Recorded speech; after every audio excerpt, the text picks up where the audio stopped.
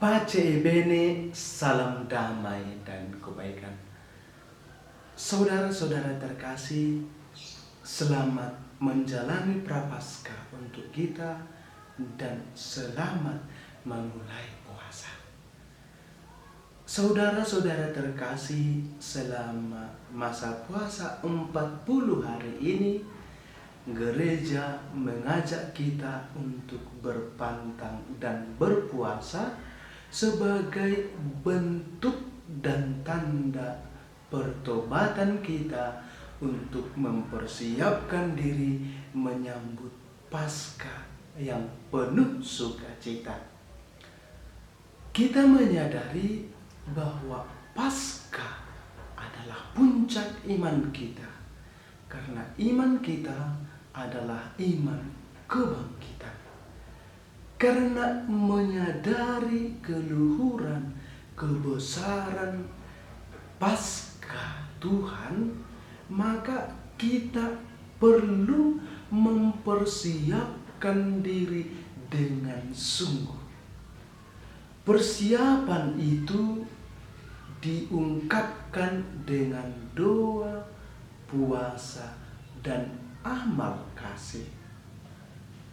Maka gereja mengharapkan kita agar di masa Prapaskah ini kita semakin menggiatkan diri untuk berdoa, memohon belas kasih Tuhan, meminta kekuatan.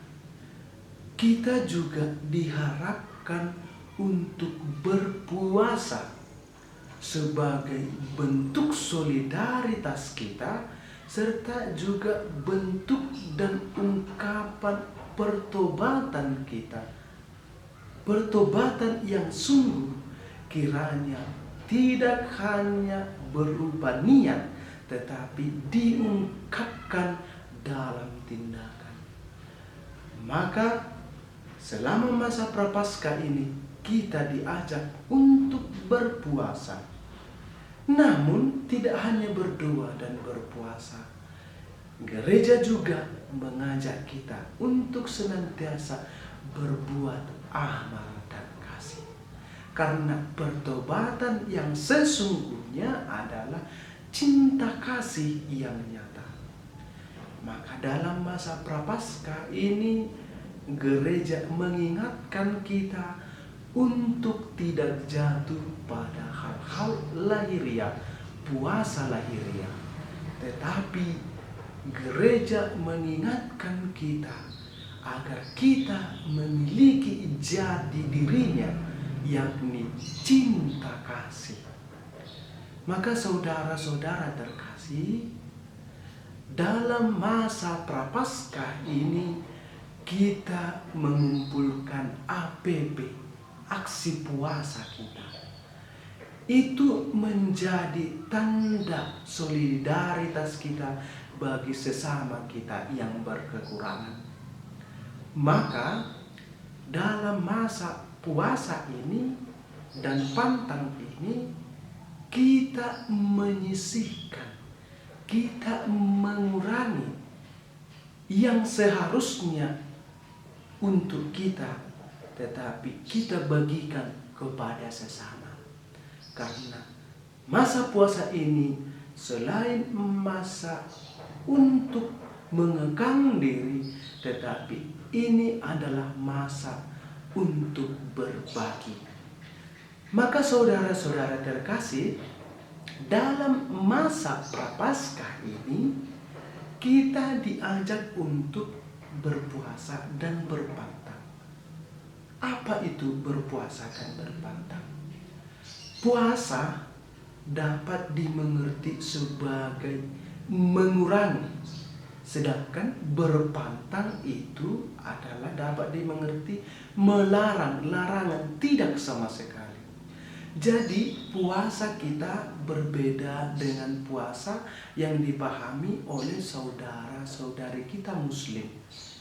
Puasa dalam pengertian mereka adalah tidak makan sama sekali. Tetapi bagi kita gereja Katolik, puasa kita lebih dimaknai sebagai mengurangi. Misalnya, jika saya dalam satu hari makan 6 piring, maka selama masa puasa ini saya mengurangi menjadi 4 piring.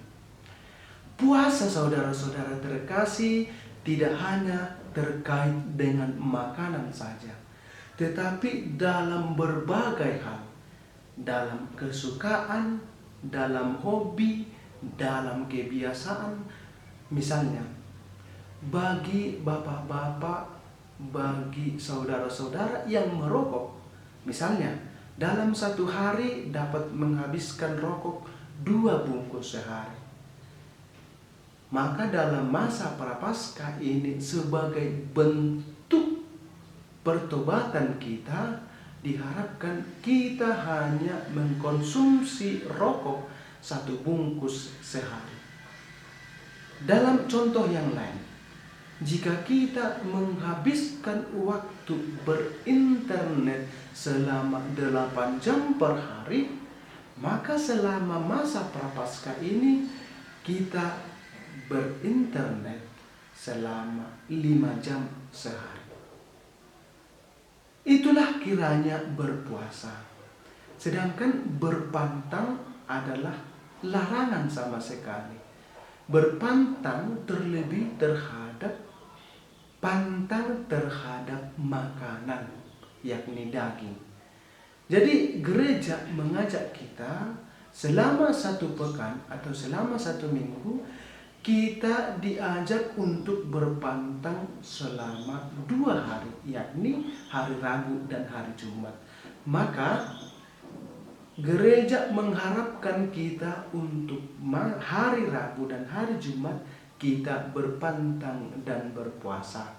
Sedangkan pada hari-hari yang lain kita diharapkan berpuasa. Nah, saudara-saudara terkasih, pertanyaannya, mengapa kita harus berpantang terhadap daging?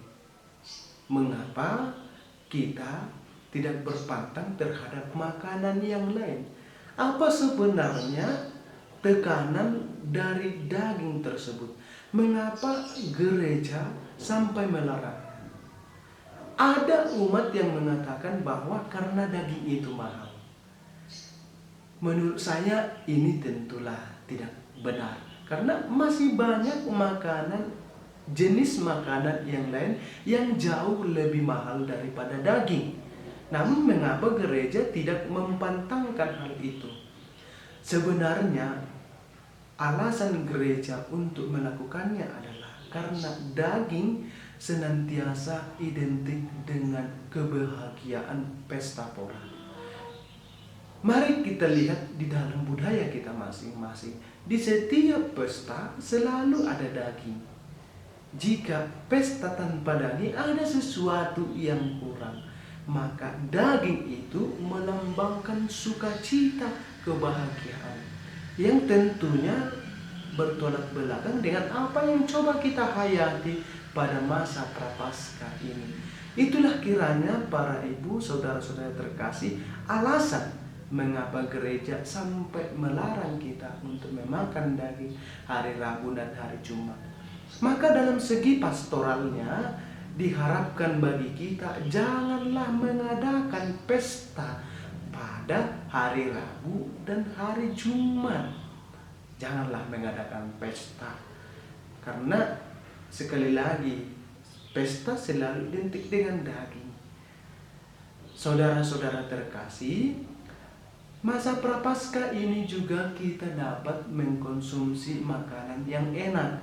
Bukan berarti bahwa dalam masa Prapaskah kita tidak boleh memakan makanan yang lezat.